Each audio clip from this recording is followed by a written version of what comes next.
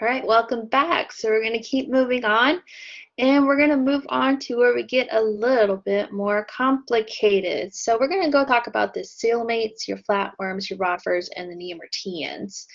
And we're going to keep going through chapter 15, just keep going. So as I mentioned, we are going to keep going. So we covered this group here on the last part. And the reason that we're going to move on to is talking about some of these different groups. And I kind of highlight it when we're talking about them. Now the Acoelomates are put in this. They quite don't fit in any other major groups, so they get to go in this big chunk right here. But we're going to move on to the superphylum Lophicotrozoa. I'm just making that up. But this is where we're going to start to see three germ layers. You're going to see more with bilateral symmetry. We'll start to see some cephalization start to have. We'll start to see some of that head. These are going to be your protostomes, so where they're developing the mouth first.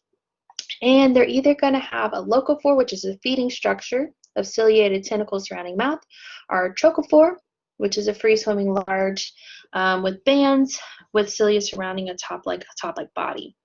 So we're moving on, getting a little bit more complex as we go through right here. As I mentioned, the book goes into a lot more detail on some phylum than others. So that's why you see a lot more information on the flatworms and the Acoelomates, but that's just the way it goes. So this is all you get on Coelomophora, this phylum. These are going to be your very, very, very simple marine worms. Now what's unique about these guys are going to have characteristics of both bilateral and non-bilateral symmetry.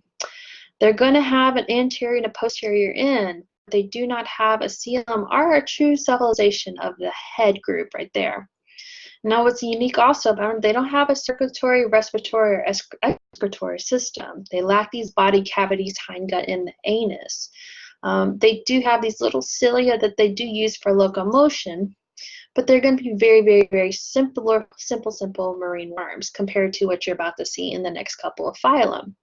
Now, they have this ability where they can be simultaneous hermaphrodites, which means they don't have no gonads or ducts associated with the female reproductive system.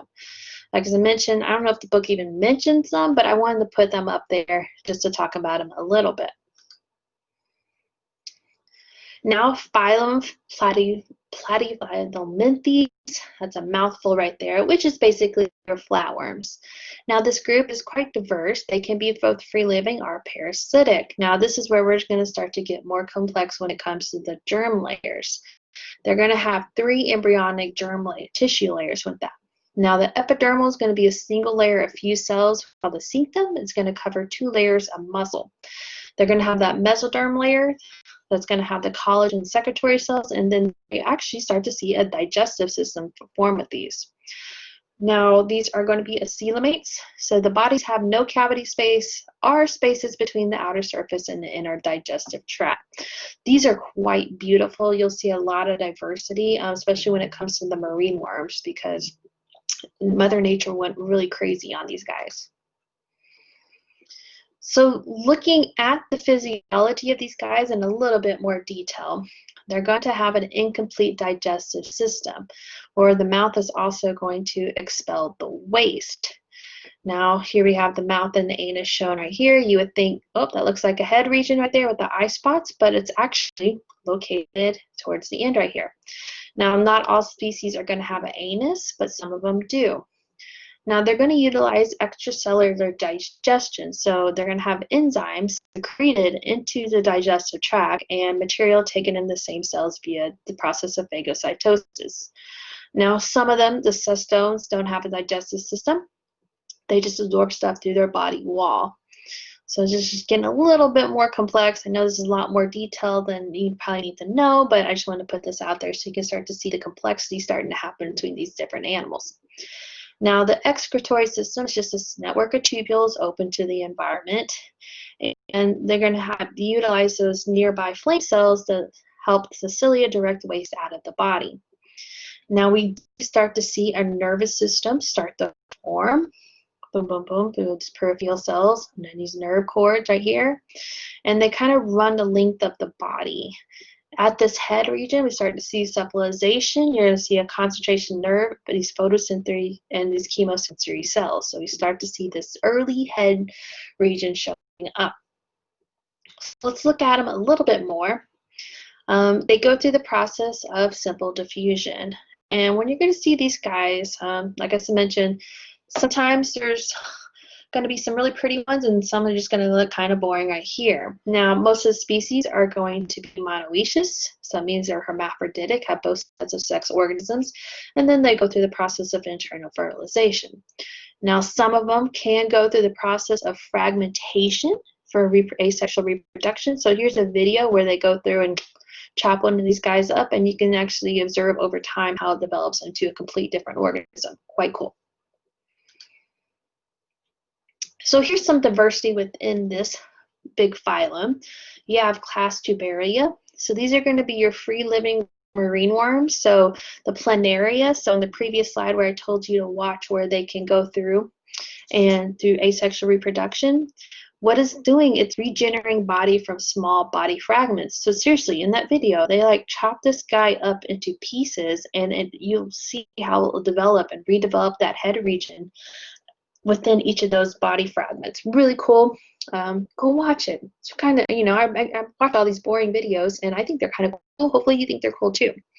I know I said they're boring, but I know you're a non-major, but sometimes some of this stuff is really fascinating out there. The next class is class Monogenea. These are going to be these parasites on fish, and they only have one host in their entire life. You can find a lot of information on them, but here's an image of one. Looks kind of scary with these big old pincher things right there. Help them attach to the fish. Now, two more classes in this group. You have the class Trematoda. These are going to be your flukes. Most of the time, you'll see these guys as internal parasites, especially of mollusks and many other groups, and humans can fall prey to these too. And then finally, class Aceta, which happens to be your tapeworms. So these are going to be internal parasites of vertebrates, and these can be quite long and quite disgusting when you think about it. Now, the next phylum is Phylum Rotifera. These are going to be your rotifers. Sometimes people confuse these for a protist. They're going to be smaller, but they're actually multicellular. Most of the time when you do the pond water thing, you're going to see some of these little guys swimming in there too, because they mostly like freshwater environments. You can find them in some salt water, in about 2,200 species. Now, they do have this corona region right here, this ciliated head structure. And it's got this little like kind of brain in this area right too. But when you see these guys in motions, they're filter feeders, you're going to see all these little cilia moving and seeing all the food being brought into it.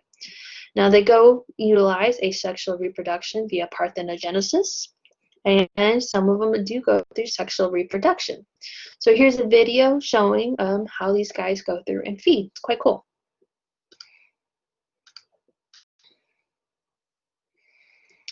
And then the last phylum for this video is the Phylum Nemertea. So these are going to be your ribbon worms or your proboscis worms.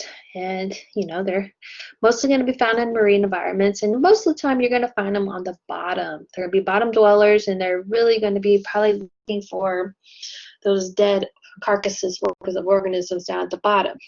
They have been found in freshwater and some terrestrial environments. It's going to be a very moist environment if you're going to find it there. Only about 900 species, but you're going to find these that they are carnivorous, and some are scavengers. I mentioned they will go through and look for those dead animals to go through.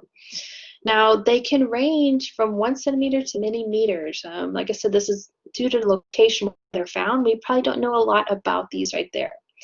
Now, they have a well-developed digestive system, so they're going to start to see the true mouth, a foregut, and intestine and anus start to show up in these organisms, and they're going to have a closed circulatory system.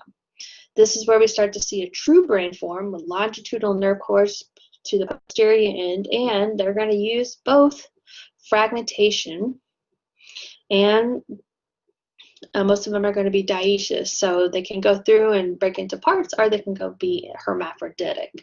Not much information on this one. Like I said, I only have the one slide on it, but I just wanted to introduce them to you.